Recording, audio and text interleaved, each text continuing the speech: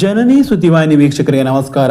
ಗ್ರಾಮೀಣ ಮಕ್ಕಳಿಗೆ ಯೋಗ ಕಲ್ಪಿಸಿದ ಯೋಗ ಕೇಂದ್ರ ಕಾನುಗೋಡು ಗುರುಕುಲಂ ಯೋಗ ಕೇಂದ್ರದ ಸಾಧನೆ ವಿಶೇಷದೊಂದಿಗೆ ನಾನು ರಮೇಶ್ ಹೆಗಡೆ ಗುಂಡುಮನೆ. ಸಾಗರದ ಗ್ರಾಮೀಣ ಭಾಗದಿಂದ ಹೋಗಿ ದೇಶದ ಪ್ರಧಾನಿ ನರೇಂದ್ರ ಮೋದಿಯವರ ಮುಂದೆ ಯೋಗ ಪ್ರದರ್ಶನದ ಮೂಲಕ ಸಾಧನೆ ಮಾಡಿ ಬಂದ ನಮನ ರಾಷ್ಟ್ರಮಟ್ಟದ ಯೋಗ ಸ್ಪರ್ಧೆಯಲ್ಲಿ ಪ್ರತಿಭೆ ಮೆರೆದ ಅಂಕಿತಾ, ಅರ್ಪಿತಾ, ತಮ್ಮ ಯೋಗ ಪ್ರದರ್ಶನದ ಮೂಲಕ ರಾಷ್ಟ್ರ ಮಟ್ಟದಲ್ಲಿ ಗುರುತಿಸಿಕೊಳ್ಳುತ್ತಿರುವ ಮೇಘನಾ, ವರ್ಷಿಣಿ, ಪ್ರಾಪ್ತಿ, ಕಾವ್ಯ, ಸಮೃದ್ಧಿ, ಕೃಪಾ, ಸನ್ನಿಧಿ, ಕರುಣ್, ಉತ್ಸವ್ ಹೀಗೆ ಸುಮಾರು 25ಕ್ಕೂ ಹೆಚ್ಚು ವಿದ್ಯಾರ್ಥಿಗಳ ಯೋಗ ಸಾಧನೆಗೊಂದು ಅವಕಾಶದ ಯೋಗ ಕಲ್ಪಿಸಿಕೊಟ್ಟ ಯೋಗ ಕೇಂದ್ರ ಸಾಗರ ಸಮೀಪದ ಕಾನುಗೋಡು ಗುರುಕುಲಂ ಯೋಗ ಕೇಂದ್ರ. ಅದರ ನಿಸ್ವಾರ್ಥ ಕಾಯಕ ಮಾದರಿಗೆ ಮಾದರಿ.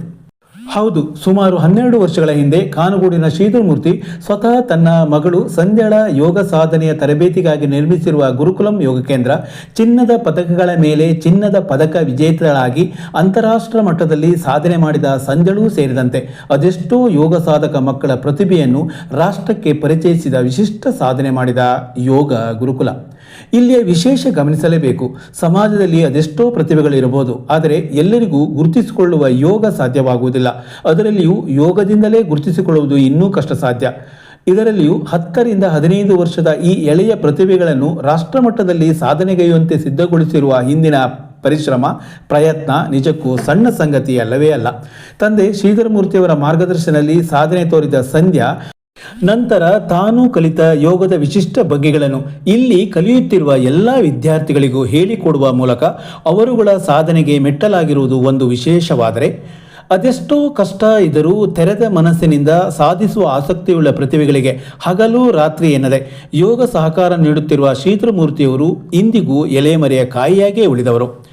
ಯೋಗ ಆಸಕ್ತಿಯ ಪ್ರತಿಭೆಗಳಿಗೆ ಮುಕ್ತ ಅವಕಾಶವುಳ್ಳ ಈ ಯೋಗ ಗುರುಕುಲ ಇದುವರೆಗೂ ತರಬೇತಿ ಪಡೆಯುತ್ತಿರುವ ಮಕ್ಕಳಿಂದ ಬೇರ್ಯಾವ ಪ್ರತಿಫಲವನ್ನು ಅಪೇಕ್ಷಿಸದೆ ಉಚಿತವಾಗಿ ಸಾಧನೆಗೆ ದಾರಿ ತೋರುತ್ತಿರುವುದು ವಿಶೇಷಗಳಲ್ಲಿ ವಿಶೇಷ. ಇಂದು ಅನೇಕ ಕಡೆ ಯೋಗ ತರಬೇತಿ ಎನ್ನುವುದು ಕೂಡ ವ್ಯವಹಾರವಾಗಿ ಮಾರ್ಪಟ್ಟಿರುವ ಈ ಕಾಲಘಟ್ಟದಲ್ಲಿ ಕನಸು ಮನಸ್ಸಿನಲ್ಲಿಯೂ ಆ ಕುರಿತು ಚಿಂತನೆ ಮಾಡದೆ ಶಿವಮೊಗ್ಗ ಜಿಲ್ಲಾ ಕೇಂದ್ರವನ್ನೇ ನೋಡದ ಮಕ್ಕಳನ್ನು ದೇಶದ ಪ್ರಮುಖ ದೊಡ್ಡ ದೊಡ್ಡ ನಗರಗಳನ್ನು ತಿರುಗಾಡುವಂತೆ ಮಾಡಿದ ವಿಶಿಷ್ಟತೆ ಇದ್ದರೆ ಅದು ಕಾನುಗೋಡಿನ ಗುರುಕುಲ ಯೋಗ ಕೇಂದ್ರಕ್ಕೆ ಸಲ್ಲಲಿದೆ. ಅದರಲ್ಲಿಯೂ ಸರ್ಕಾರಿ ಶಾಲಾ ವಿದ್ಯಾರ್ಥಿಗಳಿಗೆ ಅವರು ನೀಡಿದ ಪ್ರೋತ್ಸಾಹ ಖಂಡಿತ ಅಭಿನಂದನಾರ್ಹ. ಆ ಕಾರಣಕ್ಕಾಗಿಯೇ ಇಲ್ಲಿಯ ಎಲ್ಲ ಪೋಷಕರು ಈ ಗುರುಕುಲದ ಕುರಿತು ಅಭಿಮಾನದ ಮಾತುಗಳನ್ನು ಹೇಳುತ್ತಾರೆ. ಜೂನ್ 21ರ ವಿಶ್ವ ಯೋಗ ದಿನದಂದು ಮಾತ್ರ ಯೋಗದ ಕುರಿತು ನೆನಪು ಮಾಡಿ ಮರೆಯುವ ನಾವು ನಮ್ಮ ಸಮೀಪವೇ ಇರುವ ಗುರುಕುಲಂ ಯೋಗ ಕೇಂದ್ರದ ಸಾಧನೆಯನ್ನು ಖಂಡಿತ ಗೌರವಿಸಲೇಬೇಕು. ನಮ್ಮ ತಂದೆ 5.5 ವರ್ಷ ಇದ್ದಂಗೆ ಅವರಿಗೆ ಯೋಗಕ್ಕೆ ಸೇರಿಸಿದ್ವಿ. ಕಾನುಗೋಡಲ್ಲಿ ಗುರುಕುಲಂ ಅಂತ ಶ್ರೀಧರಮೂರ್ತಿ ಕಿಲರ್ ಅವ್ರ ಮಗಳು ಸಂಧ್ಯಾ ಅಂತೇಳಿ ಈ ಕ್ರಿಸೇಲ್ ಅವ್ರ ಟ್ರೈನರು. ಪ್ಲಸ್ ಅವಳ ಎಲ್ಲ ಬೆಳವಣಿಗೆನೂ ಅವರಿಂದನೇ ಆಗಿರೋದು. ಆಮೇಲೆ ಖೇಲೋ ಇಂಡಿಯಾ ಯೂತ್ ಗೇಮ್ ಚೆನ್ನೈಯಲ್ಲಿ ನಡೀತು. ಅದರಲ್ಲಿ ಚೆನ್ನೈ ಗೌರ್ಮೆಂಟ್ ಕರ್ಕೊಂಡು ಅವರನ್ನು ಅಲ್ಲಿ ಪ್ರಥಮನಲ್ಲಿ ಇದು ಮಾಡಿ ಅವಳಿಗೆ ಒಳ್ಳೆ ಗೌರವ ಆಯಿತು. ನಂತರ ತುಂಬ ನ್ಯಾಷನಲ್ ಎಲ್ಲ ಆಗಿದೆ. ನಾನು ಮೇಘನ ತಂದೆ ರಂಗನಗೌಡ ಅಂತ. ಅವರು 2ನೇ ಕ್ಲಾಸ್ ಇರುವಾಗಲೇ ಸರು ಜೂನ್ 21 ಯೋಗ ಡೇ ದಿವಸ ಸ್ಕೂಲಿಗೆ ಬಂದು ಸೆಲೆಕ್ಟ್ ಮಾಡ್ಕೊಂಡ್ಬಂದು ಅವ್ರನ್ನ ಇಲ್ಲಿ ಟ್ರೈನ್ ಮಾಡ್ತಾಯಿದ್ದಾರೆ. ಗುರುಗಳಾದ ಶ್ರೀಧರಮೂರ್ತಿ ಮತ್ತು ಅವ್ರ ಮಗಳಾದ ಸಂಜಯ್ ಅವರು. ಇಲ್ಲಿ ಯೋಗ ಕಲಿಯೋದ್ರಿಂದ ನಮಗೂ ಒಳ್ಳೆಯ ಹೆಸರು ಬರ್ತಾಯಿದೆ. ಮತ್ತು ಅವಳು 2-3 ಟೈಮ್ ನ್ಯಾಷನಲ್ ಹೋಗಿದ್ದಾಳೆ. ಮತ್ತು ಖೇಲೋ ಇಂಡಿಯಾ ಸಮಾರೋಪ ಇದಕ್ಕೆ ಚೆನ್ನೈಗೆ ಮೋದಿಯವರ ನೇತೃತ್ವದಲ್ಲಿ ನಡೆದ ಕಾರ್ಯಕ್ರಮಕ್ಕೂ ಹೋಗಿದ್ದಾರೆ. ಪ್ರಶಾಂತ್ ಅಂತ ಅಂಕಿತಾ ಅರ್ಪಿತನ ತಂದೆ. ಯೋಗ ಅಂದರೆ ಏನಂತಲೇ ಗೊತ್ತಿಲ್ಲ ಸರ್ ನಮ್ಮ ಮಕ್ಕಳಿಗೆ.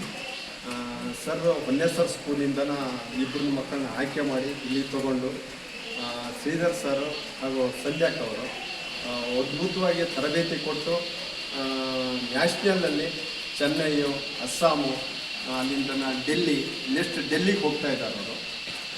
ಅಸ್ಸಾಮಿಗೆ ಸಹಿತ ಫ್ಲೈಟಲ್ಲಿ ಕಳಿಸಿದ್ರು ಸರ್. ಹೋಗಲೇಬೇಕು ಇದಕ್ಕೆ.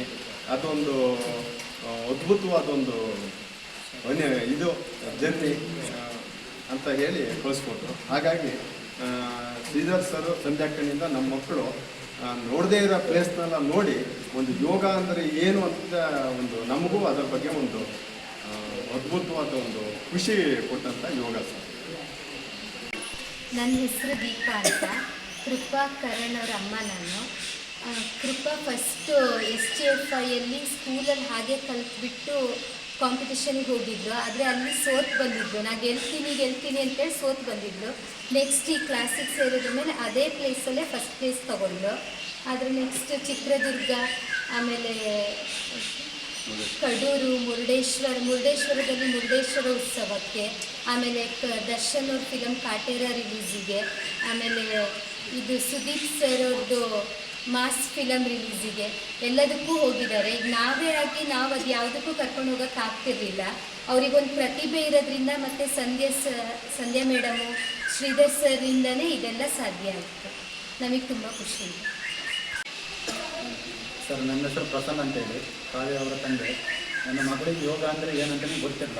ಈ ಯೋಗಕ್ಕೆ ಒಲವು ಮಾಡಿಕೊಟ್ಟದ್ದು ಪ್ರಾಪ್ತಿ ಮತ್ತು ಸಂತೋಷನ. ಇಲ್ಲಿಗೆ ಬಂದ ನನ್ನ ಮಗಳು ಯಾವ ರೀತಿ ಬೆಳವಣಿಗೆ ಆದ ಅಂದರೆ ಸುಮಾರು ಹಲವಾರು ಕಡೆ ಪ್ರಶಸ್ತಿ ಗೆಲ್ಲ ಕಾರಣ ಪ್ರಾಪ್ತಿ, ಸಂತೋಷನ ಮತ್ತು ಶ್ರೀಧರಮೂರ್ತಿ ಸರ್. ಇಲ್ಲಿಂದ ನನ್ನ ಮಗಳು ಜರ್ನಿ ತುಂಬ ಚೆನ್ನಾಗಾಗ್ತದೆ ಸರ್. ನಮಸ್ಕಾರ. ಯೋಗ ಕೇಂದ್ರದ ಮುಖ್ಯಸ್ಥ ಶ್ರೀಧರಮೂರ್ತಿ ನಮ್ಮೊಂದಿಗೆ. ಗುರುಕುಲಂ ಯೋಗ ತಂಡ ಇದೆ, 12 ವರ್ಷಗಳ ಹಿಂದೆ ಹುಟ್ಟುಕೊಂಡಿದೆ. ಯಾಕೆಂದರೆ ಪ್ರಪ್ರಥಮವಾಗಿ ನಾನು ನನ್ನ ಮಗಳಿಗೆ ಅಂತ ಯೋಗ ಕಲಿಸೋದಕ್ಕೆ ಜನರನ್ನು ಹುಡುಕಿದಾಗ ಸಾಗರದಲ್ಲಿ ಕಷ್ಟ ಇತ್ತು.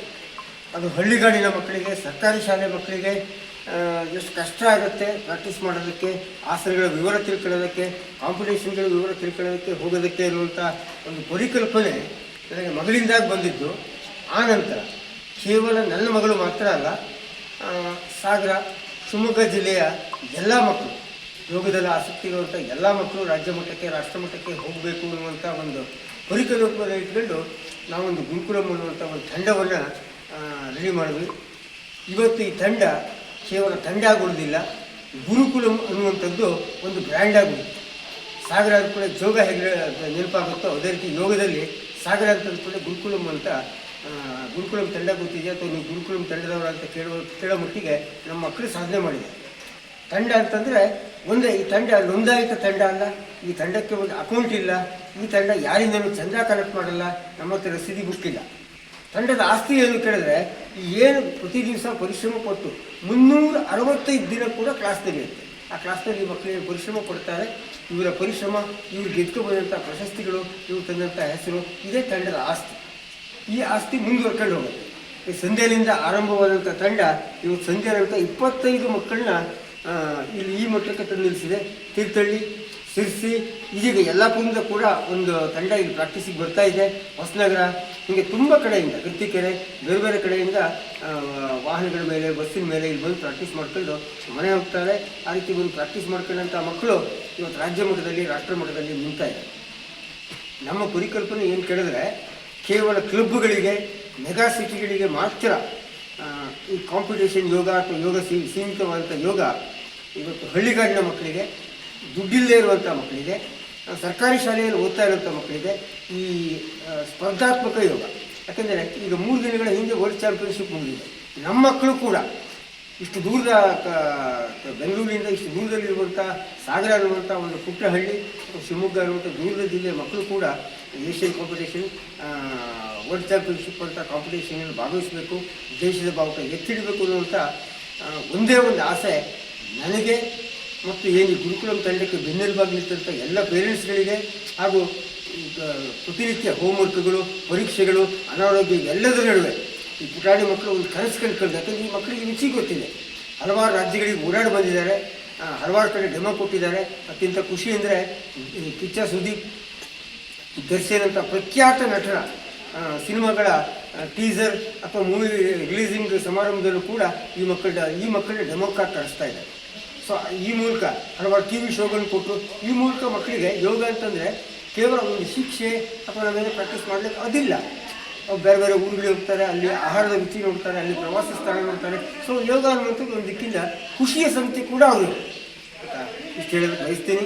ಮುಂದಿನ ದಿನಗಳಲ್ಲಿ ಇನ್ನಷ್ಟು ಮಕ್ಕಳು ಯೋಗದ ಕಡೆಗೆ ಅಟ್ರಾಕ್ಟ್ ಆಗಲಿ, ಮೊಬೈಲು, ಟಿವಿಯಿಂದ ಸ್ವಲ್ಪ ದೂರ ಬಂದು ಆರೋಗ್ಯಾತ್ಮಕ ಚಟುವಟಿಕೆ, ಅದ್ರ ಜೊತೆಗೆ ಸ್ಪರ್ಧಾತ್ಮಕ ಜೊತೆ ಆಯಿತಾ. ಈ ಎರಡನೇ ಕುರಿತಾಗಿ ಪರಿಕಲ್ಪನೆ ಬರಲಿ, ಒಂದು ಸಂಸ್ಕಾರ ಬೆಳೀಲಿ, ಆಯಿತಾ. ಸಾಗರದ ಹೆಸರನ್ನ ನಮ್ಮ ಮಕ್ಕಳು ಶಿವಮೊಗ್ಗ ಜಿಲ್ಲೆಯ ಹೆಸರನ್ನ ರಾಷ್ಟ್ರ ಮಟ್ಟದಲ್ಲಿ, ಅಂತಾರಾಷ್ಟ್ರೀಯ ಮಟ್ಟದಲ್ಲಿ ಬೆಳಗುವಂತಾಗಲಿ ಅಂತೇಳಿ ಆಶಿಸ್ತಾ